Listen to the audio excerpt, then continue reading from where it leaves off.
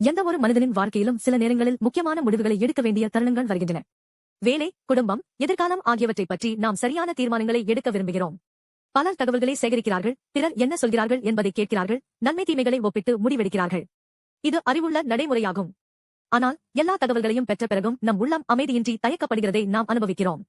இதற்கும் மேல் நல்ல வழி இருக்கிறதா என்று நம்மை நாமே கேட்கிறோம். எல்லாவற்றையும் அறிந்திருக்கக்கூடிய ஒருவர் நம்மை வழிநடத்தினால் எப்படி இருக்கும்? திருவிவிலியத்தில் தாவீது என்ற ராஜாவை பற்றி சொல்லப்படுகிறது. அவர் ஒரு பெரிய ராஜா மற்றும் வீரசேனாதிபதியாக இருந்தார். ஆனால் அவரை உண்மையாக புத்திசாலியாக்கியது அவர் எப்போதும் முக்கியமான முடிவுகளை எடுப்பதற்கு முன் தேவனிடம் கேட்டுக்கொண்டார் என்பதே. அவர் தன்னுடைய எண்ணங்களை மட்டும் நம்பவில்லை. அவர் ஜெபித்தார், தேவனுடைய சத்தியத்தை கேட்க முயன்றார், தேவனுடைய வழிநடத்தலை நம்பினார். ஒரு நாள் பிலிஸ்தேயர்கள் மீண்டும் தாவீதை தாக்க வருகிறார்கள். ஏற்கனவே அவர் அவர்களுடன் போர் புரிந்ததால் முந்தைய போர் யோசனையை மீண்டும் பயன்படுத்தலாம். ஆனால் அவர் அப்படி செய்யவில்லை. அவர் மீண்டும் தேவனிடம் ஜெபித்து, நான் என்ன செய்ய வேண்டும் என்று கேட்டார். அப்போது தேவன் ஒரு வித்தியாசமான யோசனையை தந்தார். மரங்களின் மீது நடைபோடும் சத்தம் கேட்கும் வரை காத்திருக்கும்படி சொன்னார். அது தேவன் முன்னே செல்கிறார் என்ற சின்னமாகும்.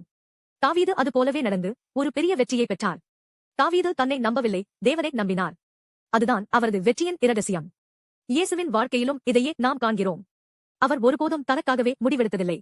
எப்போதும் பரலோக பிதாவிடம் ஜெபித்தார், அவருடைய சத்தத்தை கேட்டார், முழுமையாக கீழ்ப்படிந்தார். வேதனையான சிலுவையின் பாதையையும் தேவனுடைய சித்தத்திற்காக ஏற்றுக்கொண்டார், மனிதருக்கான மீட்சி பாதையை நிறைவேற்றினார். பிலிப்பியர் 2:8 இயேசு மரணத்திற்கு கீழ்ப்படியினார், சிலுவை மரணத்திற்கும் கூட என்றே கூறுகிறது. அவருடைய கீழ்ப்படுதலின் மூலம் உண்மையான வெற்றி ஏற்பட்டது, நமக்காக ஒரு புதிய வாழ்க்கையின் வாசல் திறந்தது. இன்றைய காலத்தில் பலர் சுதந்திரம் என்பது நாமே எடுக்கும் முடிவுகளில் இருக்கிறது என்று நினைக்கிறார்கள். ஆனால் சில சமயங்களில் அந்த சுதந்திரமே குழப்பமும் வலியும் தரக்கூடும். உண்மையான சுதந்திரம் நம்மை நேசிக்கும் தேவனுடைய வழிநடத்தலை பின்பற்றும் போது கிடைக்கிறது. வேலை, குடும்பம் அல்லது வாழ்க்கையின் முக்கிய முடிவுகளில் நம்முடைய எண்ணங்களை மட்டும் நம்பாமல் ஜெபித்து தேவனுடைய சித்தத்தை அறிய முயற்சிப்போம். வேதத்தை வாசிப்போம், விசுவாசிகளுடன் பேச்சுவார்த்தை நடத்திப்போம், தேவனுடைய அமைதியை காத்திருப்போம். மரங்களில் இருந்து சத்தம் வரும் என்பது போல ஒரு சின்னம் நமக்கு தெரியாதிருந்தாலும் தேவன் இன்னமும் பல வழிகளில் நம்மை வழிநடத்துகிறார். இன்று தாவீது போலவும் இயேசு போலவும் வாழ்வோம். நம்முடைய சிந்தனையை விட தேவனுடைய வழிகாட்டுதலை முதலில் தேடுவோம்.